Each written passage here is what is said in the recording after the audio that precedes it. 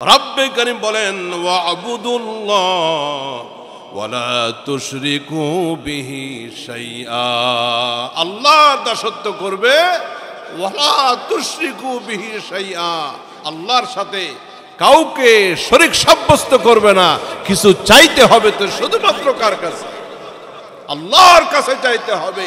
কিছু দরকার তো আল্লাহর কাছে বলো। জীবনের সকল চাওয়া আল্লাহর কাছে চাও। আল্লাহর মতো আরেকজন দিতে পারে এই বিশ্বাস যদি কেউ করে তার ঈমান থাকবে। এই জন্য আল্লাহর কাছে চাইতে হবে। রব্বুল আলামিন কোরআনে হাকিমের ভিতরে বলেন উদউনি আস্তাজিব লাকুম, আমার কাছে চাও। বান্দা আমাকে ডাকো, দুইটা হাত তুলে আমার কাছে চাইতে থাকো। আমি আল্লাহ তোমার ডাকে সাড়া দিব। আমার কোনো ঘুম নাই, আমার কোনো ক্লান্তি নাই, ক্ষমতার কোনো পালা বদল নাই। চাইতে দেরি হবে বান্দা, চাইতে যদি আন্তরিকতার কমতি না থাকে, আমি আল্লাহ পাকের দাওয়াতে আন্তরিকতার কমতি থাকবে না। এই জন্য আল্লাহর কাছে চান।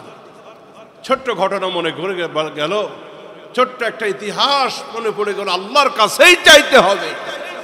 সম্রাট শাহজাহান, তিনি দিল্লির শাসক। এক ফকির রাস্তায় রাস্তায় বাড়িতে বাড়িতে ভিক্ষা করে বেড়ায়। তো এক লোক তার পরামর্শ দিল, মিয়া এই যে মানুষের দুয়ারে দুয়ারে ভিক্ষা করে বেড়াও, 2 টাকা 1 টাকা 5 পয়সা 10 পয়সা, এভাবে মানুষের দুয়ারে ভিক্ষা না করে যাও বাদশার কাছে চলে যাও, এমন দাওয়া দিবে এক দাওয়াতে জিন্দেগি পার করে দিবে। তুমি শিয়ালের পিছে পিছে ঘুরবা, শিয়ালে খাবে মুরগি, দিবে ছোট্ট একটা ঠ্যাং, চাবাইতে চাবাইতে দিন শেষ। বাঘের কাছে যাও, সিংহের কাছে যাও, গরু একটা ধরবে, অর্ধেক খাবে, বাকি অর্ধেক তোমার। অর্থাৎ বাদশার কাছে যাও, তাহলে আর জিন্দেগিতে ভিক্ষা করা লাগবে না। ফকির মনে মনে চিন্তা করলো, পরামর্শটা তো ভালোই, খারাপ না। চলে গেল দিল্লির সম্রাট শাহজাহান, তার সাথে দেখা করার জন্য। লোকেরা গেটে তাকে বললো, এখন তো বাদশাকে রাজদরবারে পাওয়া যাবে না। কোথায় পাওয়া যাবে? বলে মসজিদে চলে যাও, তিনি তো দিল্লির শাসক, আবার মসজিদের ইমাম। আল্লাহু আকবার! তিনি রাষ্ট্রের শাসক, আবার মসজিদের ইমাম। তিনি নামাজেরও ইমাম, তিনি সমাজেরও ইমাম। যতদিন পর্যন্ত নামাজের ইমাম আর সমাজের ইমাম এক না হবে, দুর্নীতি, চাঁদাবাজি, হত্যা, ধর্ষণ আর অশান্তির অনল বন্ধ হবে। প্রিয় বন্ধুগণ, লোকেরা বলল চলে যাও মসজিদে, বাদশাকে ভাবা আসরের নামাজে তিনি ইমামতি করতেছেন, নামাজের পরে তার সাথে দেখা করো, তার সাথে কথা বলো। ভিক্ষুক চলে গেল, নামাজ আদায় করলো। একে একে মসজিদের মুসল্লিরা সব বের হয়ে গেল, কিন্তু বাদশা বসে আছে, বের হয় না। ব্যাপার কি? বহুক্ষণ অপেক্ষা করার পরে ফকির চিন্তা করলো, একটু কাছে গিয়ে দেখি কি করে। ফকির কাছে গিয়ে দেখে, যার কাছে চাইতে আসলাম, যার কাছে কিছু পাইতে আসলাম, সেই বাদশা নিজেই কার কাছে 2টা হাত তুলে চোখের পানি ছেড়ে ছেড়ে কি যেন চাচ্ছেন। ফকির এই দৃশ্য দেখে তার 2 চোখে পানি এসে গেল। সে আর কিচ্ছু না চেয়ে, বাদশার সাথে কথা না বলে সে বাড়ির দিকে রওনা দিল। সম্রাট শাহজাহান মোনাজাত কমপ্লিট করে লক্ষ্য করে দেখলেন, পিছে একজন ব্যক্তি চলে যাচ্ছে, একেবারে ছেঁড়া ফাটা কাপড় পরা, দরিদ্র অসহায় মানুষ মনে হয়, ফকিরের মতো। বাদশা পিছন থেকে ডাক দিলেন, এই মিয়া এদিকে আসো। ফকির বাদশার কাছে হাজির। সম্রাট শাহজাহান এবার বললেন, কিছু কি চাইতে এসেছিলে? দেখে তো তোমাকে মিসকিন ফকির মনে হয়, খুব দরিদ্র মনে হয়। আমার কাছে এইভাবে এই পোশাকে কেউ তো ফিরে যায় না, কিছু তো চাইতে আসে। তুমি কি এসেছো কিছু চাইতে আমার কাছে? ফকির বলল, যা পাহাম, সত্যি কিছু চাইতে এসেছিলাম, সত্যি কিছু পাইবার জন্য আপনার কাছে এসেছিলাম, কিন্তু আমার অন্তরের চক্ষু খুলে গেছে। আমি যার কাছে চাইতে আসলাম আমরা মানুষের কাছে চাই, কান্না করি না, চোখের পানি ফেলি না, কিন্তু আমি যার কাছে চাইলাম সেই বাদশা শাহজাহান, তিনি কার কাছে জানো দুই হাত তুলে কাঁদতেছেন, চোখের পানি ছেড়ে ছেড়ে। আপনার দৃশ্য দেখে মনের অবস্থা পরিবর্তন হয়ে গেছে, হৃদয়ের বন্ধ দুয়ার আমার খুলে গেছে। মনে মনে সিদ্ধান্ত নিলাম, বাদশা কান্দে, যেই বাদশার কাছে বাদশা কাঁদে চোখের পানি ছেড়ে, জিন্দগিতে আল্লাহ ছাড়া দুনিয়ার কোনো মানুষের কাছে কিছু চাইব না। মূল বিষয় হলো তাওহীদ, একাত্মবাদ, লা ইলাহা ইল্লাল্লাহ। এবং এই যে ঈমান, এই যে তাওহীদ, এই যে কালিমা, এর কিছু দাবি আছে। আমরা বংশগত মুসলিম, জন্মগত মুসলিম, এই জন্য এই কালিমার দাবিগুলির প্রতি আমাদের তেমন কোনো ভ্রুক্ষেপ নাই। কিন্তু মূল কথা হলো, আসলে প্রকৃত মুসলিম হতে গেলে জন্মগত মুসলমান হলেই হয় না। প্রকৃত মুসলিম যিনি হবেন তিনি বংশীয় মুসলিম, দাদাও মুসলমান ছিল, আমাকে আল্লাহ মুসলিম ঘরে জন্ম দিয়েছেন, এটা আমাদের জন্য সৌভাগ্যের ব্যাপার। কিন্তু প্রকৃত মুসলিম হতে গেলে যে চিন্তা চেতনা, যে বিশ্বাসগুলি লালন করতে হবে, ওইটা যদি আপনার ভিতরে আমার ভিতরে না থাকে, তাহলে সাইনবোর্ড থাকবে, ভিতরে কোনো ইমানের লেশ থাকবে না। কালিমার দাবি কি কি, আমরা এই বিষয়গুলি আমাদের জানা থাকা দরকার। আমরা অনেকেই কালিমা পড়ি, ভাবলাম প্রকৃত ইমানদার হয়ে গেছি, কালিমা জানি আমি, লা ইলাহা ইল্লাল্লাহ, তো আমার চাইতে বড় মুসলমান আর কে হতে পারে? এই কালিমার কিছু দাবি আছে, সেই দাবিগুলি আমরা পূরণ করতেছি কিনা। আমাদের প্রত্যেক দিনের জীবনে, আমাদের পরিবার, আমাদের ব্যক্তি, আমাদের সমাজ, আমাদের রাজনীতি, ব্যবসা বাণিজ্য, চাকরি বাকরি, আন্তর্জাতিক পরিমণ্ডলে, জীবনের সকল ক্ষেত্রে কালিমার দাবিটা পূরণ করতেছে কিনা আমাদের জানা দরকার। বিয়ে শুদ্ধ হতে গেলে কবুল লাগে, অথবা সমর্থ লাগে, হ্যাঁ আমি তোমাকে কবুল করলাম, এই বিয়েতে আমি সমর্থন দিলাম, অথবা জবান থেকে ছোট্ট একটি শব্দ আলহামদুলিল্লাহ অন্তত এতটুকু বলা লাগে। স্বামী স্ত্রীর দাম্পত্য জীবন শুরু হলো বিয়ের পরে, সপ্তাহখানিক মাস খানিক পার হয়ে গেল, সাবান লাগে, তেল লাগে, কাপড় লাগে, প্রসাধনী লাগে, খাদ্য খাবার লাগে, এগুলির প্রতি স্বামীর কোনো ভ্রুক্ষেপ নাই। স্ত্রী বলছে ব্যাপার কি, এক মাস পার হয়ে গেল বিয়ের, তুমি কি ভুলে গেলে? তুমি কি বাজারে রাস্তাঘাট ছিল না? আমার তো এইটা দরকার, সেইটা দরকার। স্বামী বলতেছে দেখো, যেই মুহূর্তে কবুল বলেছিলাম ওই কবুলের ভিতরে তো স্নো ছিল না, পাউডার ছিল না, ওর ভিতরে প্রসাধনী ছিল না, এই ছিল না, সেই ছিল না, এতগুলি তো দিতে হবে, আমি তো বলি নাই। উভয় পক্ষের গার্ডিয়ানরা একত্রিত হলো, বলে পাগল, দাম্পত্য জীবনে একজন স্বামী স্ত্রী যেই মুহূর্তে তারা কবুল বলে, তারা বিবাহের সমর্থন দেয়, আলহামদুলিল্লাহ বলে, তো এই কবুলের ভিতরে সব চলে আসে, কবুলের ভিতরে সব কিছু চলে আসে। বলেছি লা ইলাহা ইল্লাল্লাহ, এই কালিমার প্রতি সমর্থন আমাদের, সেই মুহূর্তের ভিতরে এর ভিতরে কিছু দাবি দাওয়া আছে না? না। কালিমার দাবি কি কি, সংক্ষিপ্তভাবে সবগুলি বলা না গেলেও আমরা দু একটি পয়েন্ট অন্তত আলোচনার চেষ্টা করব। কালিমার প্রথম দাবি হলো ইবাদত হবে শুধুমাত্র আল্লাহর জন্য। কালিমা তাওহীদের নাম্বার 1 দাবি, ইবাদত হবে একমাত্র, জোরে বলুন কার জন্য? আল্লাহ সুবহানাহু ওয়া তাআলার জন্যই ইবাদত, এবং এই ইবাদত শুধুমাত্র তার জন্যই হতে হবে। রব্বুল আলামিন চূড়ান্ত ফয়সালা করে দিয়েছেন সূরা বনী ইসরাইল আয়াত 23। রব্বুল আলামিন বলে দিলেন, ওয়া ক্বাদা রাব্বুকা আল্লা তা'বুদু ইল্লা ইয়্যাহ। চূড়ান্ত ফয়সালা হয়ে গেছে আল্লাহর বিধানে যে একমাত্র কেবলমাত্র ইবাদত দাসত্ব হবে শুধুমাত্র আল্লাহ, তার জন্যই হবে। রব্বে করিম আমাদের পৃথিবীতে সৃষ্টির উদ্দেশ্য বলে দিলেন।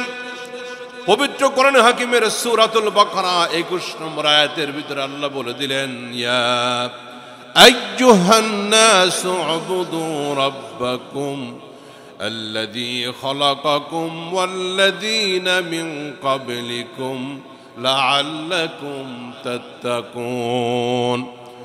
রব্বে করিম বলে দিলেন, এই পৃথিবীর মানব মণ্ডলী, ও পৃথিবীর মানব জাতি, ইয়া আইয়ুহান নাস উবুদু রাব্বাকুম, রব্বুল আলামিন তোমাদের প্রতিপালক তোমাদেরকে সৃষ্টি করেছেন এবং তোমাদের আগে যারা ছিল তারাও যারা অতিবাহিত হয়ে গেছেন, তারাও এই পৃথিবী থেকে যারা চলে গেছেন, রব্বুল আলামিন সকলকে সৃষ্টি করেছেন এই জন্য যেন তোমরা তার ইবাদত করো, তোমরা তার গোলামি করো। আল্লাহ পাক আদেশ দিয়ে বলতেছেন তোমরা আল্লাহর ইবাদত করবা, গোলামি করবা। আল্লাহ ছাড়া কারো গোলামি হবে না এবং এই গোলামির উদ্দেশ্য হবে আল্লাহর সন্তুষ্টি। আল্লাহর ইবাদত করতেছেন, হজ করতেছেন, কিন্তু উদ্দেশ্যটা আল্লাহর জন্য হতে হবে। কোরবানি দিচ্ছেন, আপনার ইখলাস, আপনার নিষ্ঠা হতে হবে আল্লাহর জন্য। বাস্তবায়ন এবং উদ্দেশ্য দুইটাই কার জন্য? রব্বুল আলামিন পবিত্র কোরআন হাকিমের আরেক আয়াতের ভিতরে বলেন, ওয়ামা উমিরু ইল্লা লিয়াবুদুল্লাহা মুখলিসিনা লাহুদ্দিন। রব্বে করিম বলেন তাদেরকে নির্দেশ দেওয়া হয়েছে যেন তারা আল্লাহর জন্য, একমাত্র আল্লাহর জন্য ইবাদত করে, বন্দেগী করে। তাদের দাসত্বের ইবাদতের কোনো উদ্দেশ্য যেন গায়রুল্লাহ না হয়ে যায়। একনিষ্ঠতার সাথে তারা আল্লাহ রাব্বুল আলামিনের ইবাদত করবে, বন্দেগী করবে। তাহলে সংক্ষিপ্তভাবে কালিমার তাওহীদের 1 নম্বর দাবি হলো ইবাদত বন্দেগী হবে শুধুমাত্র কার জন্য? আল্লাহ রাব্বুল আলামিনের জন্য। এটা কালিমার 1 নম্বর দাবি। কালিমার 2য় দাবি হলো শিরিক এবং তাগুতকে বর্জন করতে হবে। কালিমার 2য় দাবি হলো লা ইলাহা ইল্লাল্লাহ, লা ইলাহা কোনো মাবুদ নাই, লা ইলাহা কোনো ইলাহ নাই, ইল্লাল্লাহ আল্লাহ ছাড়া। আল্লাহ ছাড়া কোনো আইনদাতা নাই, কোনো বিধানদাতা নাই, রিজিক দাতা নাই, কোনো প্রকার ক্ষমতাদাতা নাই, ভালো মন্দের পরিবর্তনকারী আল্লাহ ছাড়া কেউ নাই। এটা বিশ্বাস করতে হবে এবং শিরিক এবং তাগুতকে বর্জন করতে হবে। এটা কালিমার চূড়ান্ত দাবি, তাওহীদের চূড়ান্ত দাবি। এবং যুগে যুগে নবী রাসূলরা এইভাবেই তাওহীদের দাওয়াত দিয়ে গেছেন, তাগুতকে বর্জনের জন্য বলে গেছেন। তাগুত কি? তাগুত হলো আল্লাহকে বাদ দিয়ে গায়রুল্লাহর উপাসনা করা, আল্লাহর ক্ষমতার জায়গায় গায়রুল্লাহকে বসিয়ে দেওয়া। আল তাগুত হলো যে সমস্ত উপকরণ, যে সমস্ত ব্যাপারগুলি আল্লাহর দাসত্বের পথে বাধা, সেইগুলিকে গ্রহণ করা। মোহতারাম হাজিরিন, তাহলে শিরিক এবং তাগুতকে বর্জন করা কালিমার 2য় দাবি।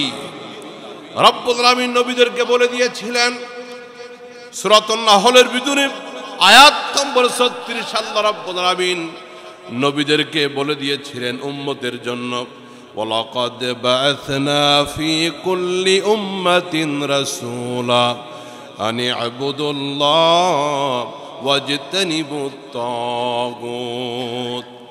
রব্বুল আলামিন বলেন আমি প্রত্যেক উম্মতের কাছে এই মর্মে রাসূল পাঠিয়েছিলাম, এই হিসাবে নবী পাঠিয়েছিলাম, তোমরা তাগুতকে বর্জন করবে, আনি আবুদুল্লাহ আল্লাহ রাব্বুল আলামিনের ইবাদত করবে, ওয়াজতানিবুত তাগুত এবং তাগুতকে বর্জন করবে। তাগুতের সাথে আমাদের কোনো সম্পর্ক হতে পারে না। এইজন্য শিরিক মুক্ত জীবন গঠন করতে হবে। একজন তাওহীদবাদী মুসলিম সে শিরিকের সাথে লিপ্ত হতে পারে, যেইভাবে রাত আর দিন একসাথে চলতে পারে না, যেইভাবে আগুন এবং পানি একত্রিত হতে পারে না, ঠিক সেইভাবে ঈমান এবং শিরিক কখনো একসাথে হতে পারে। আপনি নামাজও পড়বেন মসজিদে, আবার মাজারে গিয়ে হাত তুলে চাইবেন, এইটা ইমানের কোন দাবি হতে পারে? প্রিয় বন্ধুরা আমার, রব্বুল আলামিন পরিষ্কারভাবে আমাদেরকে বলে দিয়েছেন শিরক মুক্ত হওয়ার জন্য আপনার কাছে আর কিছু চাইবো না। আপনি কাঁদতেছেন যে বাদশার কাছে, সেই মালিকের কাছে এই মনের কথা বলুন। মোহতারাম ভাইরা, এই জন্য কোনো মাজারের কাছে যাওয়া, কোনো জীবিত মানুষের কাছে আল্লাহর কাছে চাওয়ার মতো বিশ্বাস নিয়ে পাবো, এই রকমের বিশ্বাস নিয়ে চাওয়ার ভিতরে পার্থক্য আছে। হুজুর আমারে একটা বই দেন, এই চাওয়া, আব্বার কাছে টাকা চাওয়া আর ওই চাওয়া এক চাওয়া না, সব চাওয়া সমান না। যেই চাওয়াগুলি আল্লাহর কাছে আমরা চাই, সন্তান দেওয়ার মালিক আল্লাহ, রিজিক দেওয়ার মালিক আল্লাহ, ভাগ্যের পরিবর্তনকারী আল্লাহ, এই বিশ্বাস নিয়ে আল্লাহ ছাড়া অন্য কারো কাছে চাওয়া যাবে। তাইলে কালিমার আরেকটি দাবি, আল্লাহকে ছাড়া কারো কাছে চাওয়া যাবে না, শিরক মুক্ত জীবন যাপন করতে হবে এবং তাগুতকে বর্জন করতে হবে। ইহুদি তাগুত, খ্রিস্টান তাগুত, মূর্তি তাগুত, আল্লাহকে বাদ দিয়ে আল্লাহর পথে ইবাদতের বাধা যা কিছু, এগুলি সব তাগুতের অন্তর্ভুক্ত। আল্লাহ পাক শিরক এবং তাগুত থেকে আমাদেরকে হেফাজত করুক, বলুন আমিন। যদি কেউ শিরকের ভিতরে লিপ্ত হয়ে যায়, তার ঠিকানা জাহান্নাম। আল্লাহ রাব্বুল আলামিন সূরা মায়দা 72 নম্বর আয়াতের ভিতরে পরিষ্কার করে বলে দিয়েছেন। রব্বে কারীম বলে দিয়েছেন, ওয়াবুদুল্লাহ রাব্বি ওয়া রাব্বুকুম ইন্নাহু মান ইউশরিক বিল্লাহ ফাকাদ হারামাল্লাহু আলাইহিল জান্নাহ ওয়া মাওয়াহুন নার। রব্বে কারীম বলেন, তোমরা আমার রব আল্লাহ রাব্বুল আলামিন নবীদের প্রতি আদেশ করেছেন, মানুষদেরকে বলো তোমরা আমার রব এবং তোমাদের রব আল্লাহর ইবাদত করো, আল্লাহকে ছাড়া আর কারো দাসত্ব করো না। এবং ওয়ামান ইউশরিক বিল্লাহি ফাকাদ হারামাল্লাহু আলাইহিল জান্নাহ, আল্লাহকে বাদ দিয়ে গায়রুল্লাহর কাছে যারা ইবাদত করবে, আল্লাহকে বাদ দিয়ে যারা শিরকে লিপ্ত হবে, তাদের জায়গা হবে জাহান্নাম, আল্লাহ তাদের জন্য হারাম করবেন। ওয়া মাওয়াহুন নার, এবং আগুন হবে তাদের আশ্রয়স্থল। আল্লাহ পাক তাদের জান্নাত তাদের জন্য হারাম করে দিবেন এবং জাহান্নাম হবে তাদের জায়গা। এই জন্য তাওহীদের আরেকটি মূল দাবি হলো শিরক মুক্ত জীবন যাপন করা এবং শিরক মুক্ত জীবন যাপন এবং তাগুতকে বর্জন করা। কালিমার তৃতীয় দাবি হলো কোনো ব্যক্তি বিশেষ বা দলের অন্ধ অনুসরণ করা যাবে না। কোনো ব্যক্তি অথবা কোনো দলের অন্ধ অনুসরণ করা যাবে, এই পয়েন্টে খুব ভালো করে আপনারা খেয়াল করবেন। যেই ব্যক্তিকে অনুসরণ করলে, যেই ব্যক্তির অনুসরণের মাধ্যমে আমার ঈমান নষ্টের সম্ভাবনা আছে, যেই ব্যক্তির সাথে আল্লাহর কোনো সম্পর্ক নাই, ইসলামের কোনো সম্পর্ক নাই, একজন মুমিন একজন মুসলমান ওই ব্যক্তিকে অনুসরণ করতে পারে। যেই দলের সাথে আল্লাহর কোনো সম্পর্ক নাই, যেই দলের সাথে আল্লাহ, কোরআন, ইসলামের কোনো সম্পর্ক নাই, এমন ব্যক্তি দলকে কেউ অনুসরণ করতে পারে না যদি সে মুমিন হয়ে থাকে, যদি সে মুত্তাকি হয়ে থাকে। কোরআন এবং সুন্নাহর বাইরে কারো কথা মানা, কারো অনুসরণ করা একজন প্রকৃত মুমিন যার ভিতরে তাওহীদের কালিমা আছে, সে এটাকে অনুকরণ করতে পারে না। পরিষ্কার কথা, এটা কালিমার দাবি, এটা তাওহীদের দাবি। এই বিষয়গুলি আমরা অবশ্যই খেয়াল রাখবো। মোহতারাম হাজিরিন, কালিমার আরেকটি দাবি হলো ইসলামের সকল বিষয় মেনে নেওয়া ও পালন করা। আমাদের দ্বীনের নাম কি? সবাই বলেন, ইন্নাদ-দীনা ইনদাল্লাহিল ইসলাম। রব্বে কারীম বলেছেন, ইন্নাদ-দীনা, জীবন ব্যবস্থা হলো তোমাদের জন্য একমাত্র, শুধুমাত্র, কেবলমাত্র ইসলাম। ইসলাম কেন পালন করব? রব্বুল আলামিন পরিষ্কার করে বলে দিলেন, ওয়া মান ইয়াবতাগি গায়রাল ইসলামি দীনান ফালাই ইউকবালা মিন। রব্বে করিম বলেন, ইসলামকে বাদ দিয়ে যারা অন্য কোনো জীবন ব্যবস্থা ফলো করবে, ইসলামকে বাদ দিয়ে যারা ইসলাম ভিন্ন অন্য কোনো পন্থা অবলম্বন করবে, এটা তাদের জন্য গ্রহণ করা হবে না। তাদের জন্য আল্লাহ রাব্বুল আলামিন ওই জীবন ব্যবস্থাকে কবুল করবেন না। আল্লাহ পাক বাতিল বলে ঘোষণা দিবেন। কেন পালন করব? রাব্বুল আলামিন আমাদেরকে আদেশ করেছেন, ইয়া আইয়ুহাল্লাযীনা আমানু উদখুলু ফিস-সিলমি কাফা। রাব্বুল আলামিন বলেছেন, হে ঈমানদাররা, মুমিনেরা, উদখুলু ফিস-সিলমি কাফা, পরিপূর্ণভাবে ইসলামের ভিতরে প্রবেশ করো, আধা আধি না। নামাজ পড়তে বড় ভালো লাগে মসজিদে, আগের কাতারে আজান হলে মসজিদে প্রবেশ করি, কিন্তু ব্যবসা বাণিজ্যের ভিতরে ইসলাম নাই, চাকরির ভিতরে ইসলাম নাই, রাজনীতির ভিতরে ইসলাম নাই। এটা পরিপূর্ণ ইসলাম হবে না, এটা কালিমার দাবি আদায় হবে না।